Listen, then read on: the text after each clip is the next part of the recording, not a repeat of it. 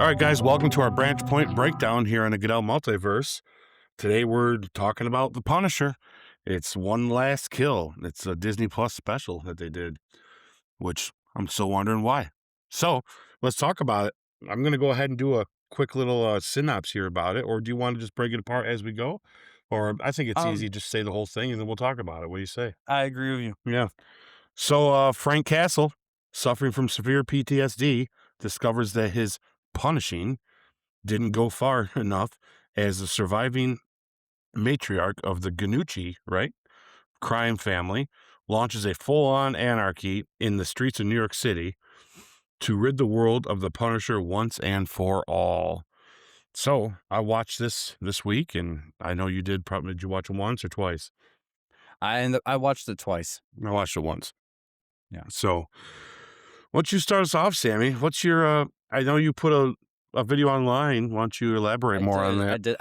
I did a quick little initial review of Yeah. of what I thought of this.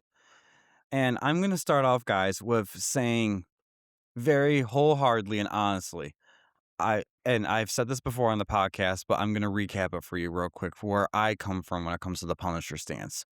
I was not a fan of the Punisher like my brother was a long time ago. I liked the Punisher in the Netflix Daredevil season 2. I liked how they introduced him. I liked the actor. I liked the acting. I liked the story that they gave him. I actually started to like the Punisher from John Berthal's portrayal. And that did continue on into Daredevil Born Again. Whenever I saw him, I thought this is cool. And I did admit before, but I'm going to admit it again, I did not see the TV show, the 2 seasons of Punisher from Netflix.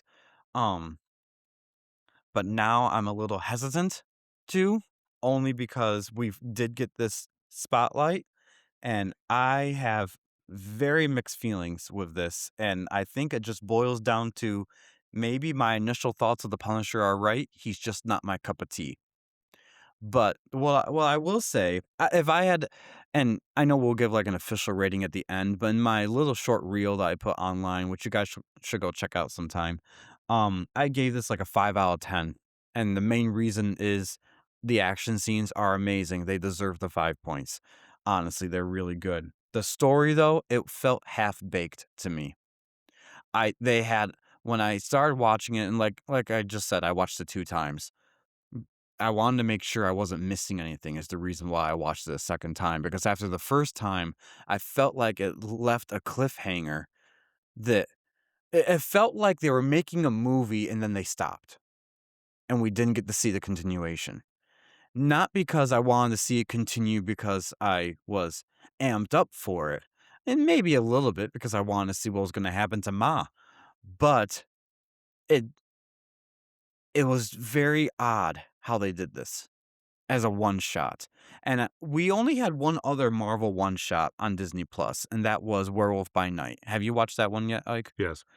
I liked that.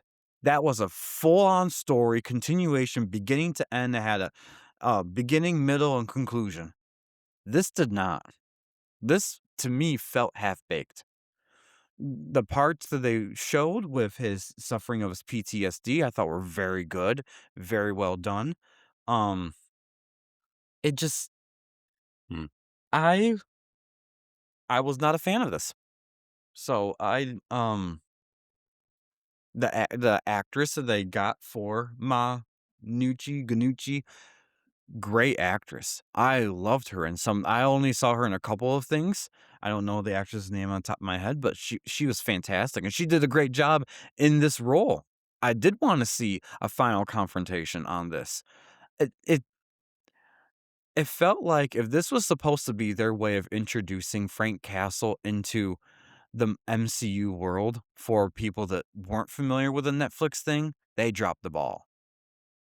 I feel like they relied too heavily on the Netflix part, where at least Born Again for Daredevil, you could jump into season 1 of Born Again, and if you knew what happened in the first 3 seasons, great. If not, that was okay. You just need to know a blind man puts on a suit at night acting as Daredevil for vigilantism, and you got to see a little bit of an introduction to Kingpin. To be honest, the Kingpin, how he was introduced in Born Again season 1, similar to how he was introduced in Daredevil season 1 in the Netflix show. So that you didn't need to do so much homework for. If you knew it, great. If you didn't, you weren't going to be completely lost. This, I felt like you were lost. And I didn't like that. So that's my 2 cents at the moment. What are yours like? So let's start with the good stuff.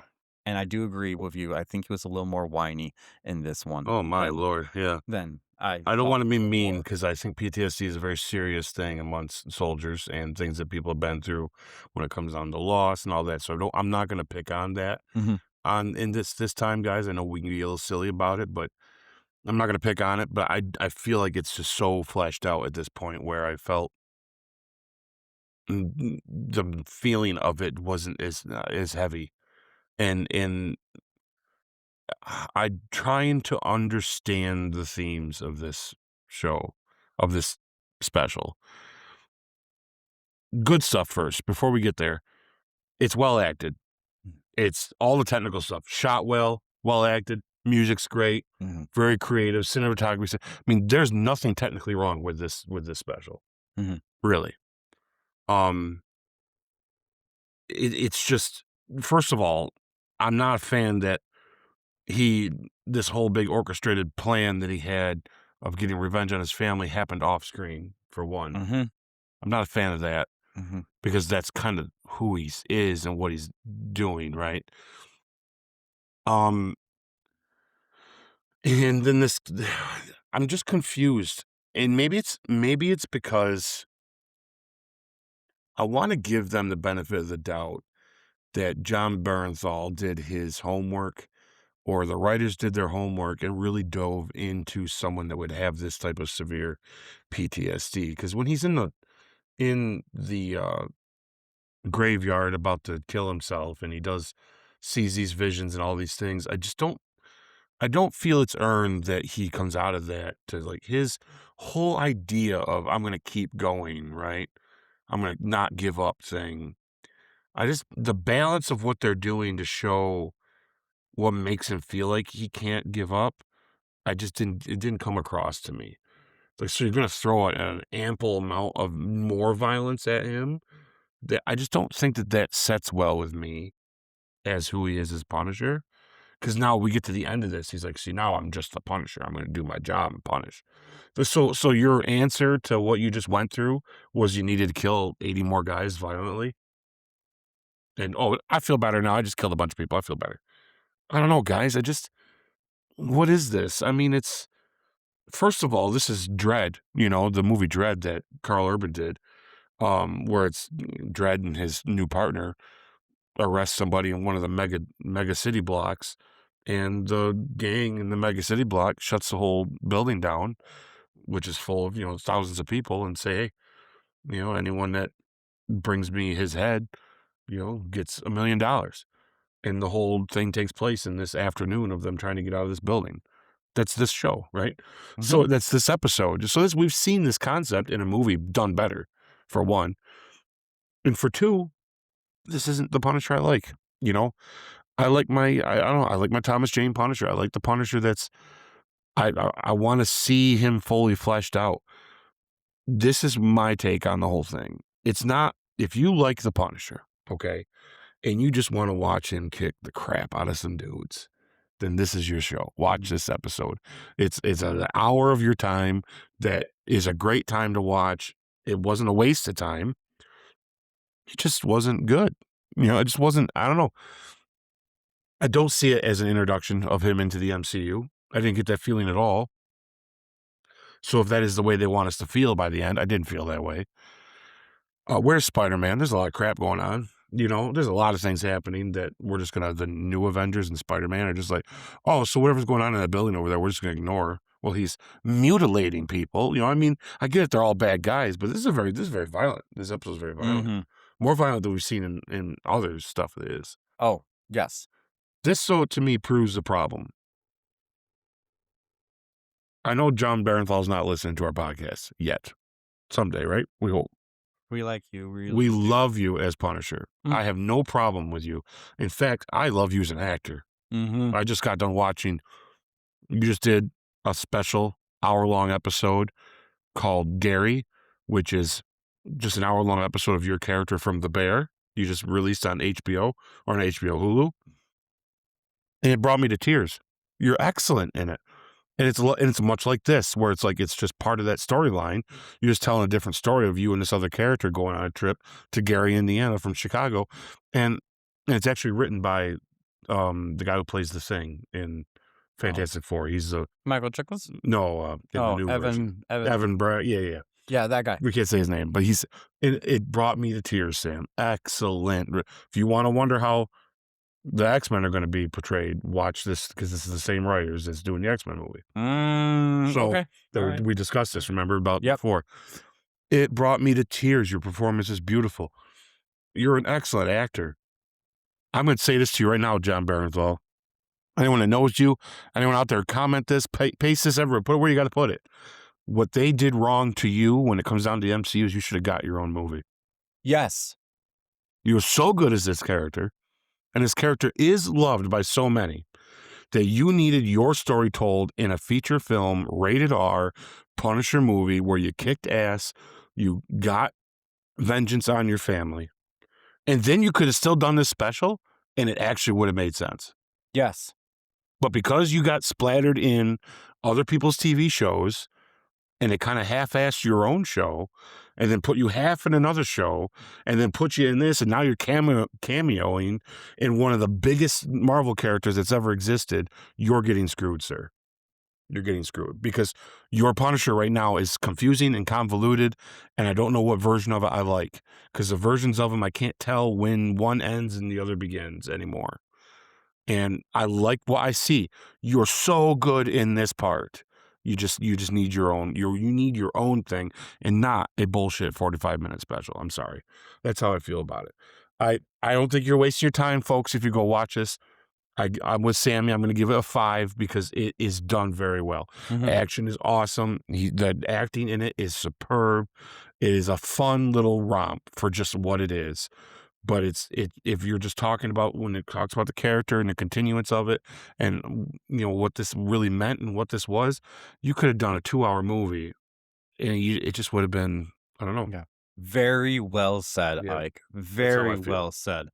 I thought the same way too. That's why I called it half baked, because I think this should have been a movie.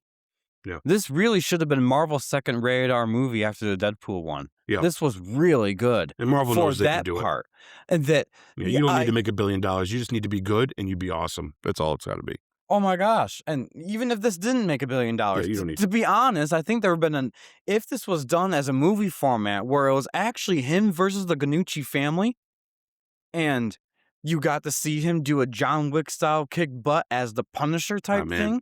And then maybe your post-credit scene was Ma survived because you didn't think about killing the woman, and now you could see a future potential problem happening that could carry you into the next either feature film or something else down the line. It would have been magnificent. You would have redeemed 5 more points. You should have done that, Marvel. You could do that. You didn't. You gave us this. We've waited now 2 years, at least 1 to 2 years, knowing that you were going to do this to get this. Oh, I already see an awesome scene for the end of the movie too. Mm. Your movie would be great. You just do this awesome action. You want to do this graveyard scene that you did such a great acting role in. That should have been the end of your movie. Is you sitting in front of their graves after you've accomplished everything. And now what do you got to live for? And just as you're about to do it, your wife comes up and pulls the gun down from your hand and sets your hand down, and the camera pans out and she's not really there. And you just felt it. Credits goes to black. Movie's amazing. Tell me, I'm telling you. Yeah, no, Someone's doing you wrong, sir. I Someone's doing you agree. wrong. I want to see John Bernthal continue in this role. I just think that this was You just, how often, we don't know you without the PTSD. I just want to see you in a zone of the only identity I have now is the Punisher. Mhm. And I think that that's what this wants you to think it is at the end. Yeah. It just, I don't know though that I don't know that though. We understand the turmoil you've gone through. We don't need you to play that anymore. And the John Wick Yeah. similarities, the dog dying in the beginning, and It's obvious, right? yeah, it's like it's like this is John Wick meets The Raid meets Judge Dredd. Yeah, yeah, for sure. There you go. Yeah. That's your movie. And you know what? It's okay to keep those concepts. Just Oh, yeah. execute it well. You Right. didn't. That's the Yeah. problem. Great action, great fighting sequences. Yeah. Amazing, well done. Acting wise, everybody acted the crap out of this See, the movie. problem is So good. John Barenthal plays inner turmoil very well, and they're typecasting him as this.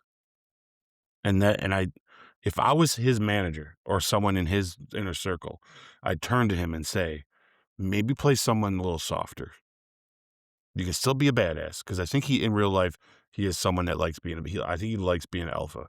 He's a Mhm. very alpha human being, which is nothing wrong with that. I think he's awesome, but he doesn't have to always be broken, because even in The Bear, he's a broken person. He plays it very well. Almost anything I've seen him in, he's somewhat of a broken person. And it's like, let's just make you a badass, and let's let this other stuff be what it was. And now let's just let you be the badass. If I was someone, I'd be sitting down with him and telling him, you need to be, yeah, Mm. we need you to make The Accountant 3, by the way, with Ben Affleck.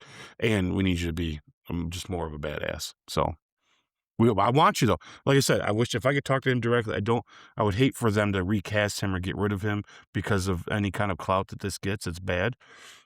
Because I think it's actually getting good reviews.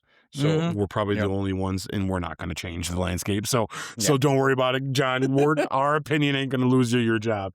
And Yeah. like I said, it's not you that's the problem. I think you're being done a Yeah. disservice. Exactly. That Yeah. to that point, it's not you. Yeah. It's the writing. It's what they did to you Yep. in making this a special. It sounds cool. Oh, he's getting a special on it. All that really means is you're getting one crappy episode. Yeah. You're not even getting a full season of anything. Yeah. It's the same length as some of these Daredevil episodes. And I know you had your hand in doing this. I don't think it was you who did it Nope. this way. I think if anything, you had certain requirements from Disney that said, all right, you want to be part of the creative process? We're giving you 45 minutes to do this show. Yeah. And you need to, by the end of it, have this justification while you're still here. You definitely did the best with what Exactly. you had, the parameters you had to work with. So we give you your flowers for that. I Yes. just wish, instead of them putting the time into this fake, we don't know how to get it together Blade movie, they should have just given you a Punisher movie. Yeah. Because we'd have had it by now, we'd have loved it by now, and we'd have been waiting to see you again by now. Yep. And now we're scrambling to make it make sense that you show up in Spider-Man. And honestly, there was enough of a creative team behind the scenes to do this special. Just turn this into a theatrical movie, and you're done. The same set pieces, the same things, just to expand the story to make it more complete, full Yep. circle moment. Release Done. it around Halloween time. Oh, Shit. You Yeah. see kids in Punisher costumes and everyone going to the movie theater to see you kick ass. I mean, I don't know what they're thinking. But anyways, Yeah. that's how we feel about it. Sorry, guys, that was a short Branchpoint breakdown, but it was just one episode. It wasn't even really a full hour. It was, and it was somewhat let down, but watch it anyways. Let us know what you guys think of it in the comments down below. Hopefully, obviously I think everyone else likes it more than you and I do. So who knows? Yeah, who knows? All right, what's next? So moving on after this, guys, we're going into our main event. It's our March to Doomsday, our retrospective on Captain America, the Winter Soldier. Oh my. All right. This is a good one, guys. All right, buckle up. Here we go.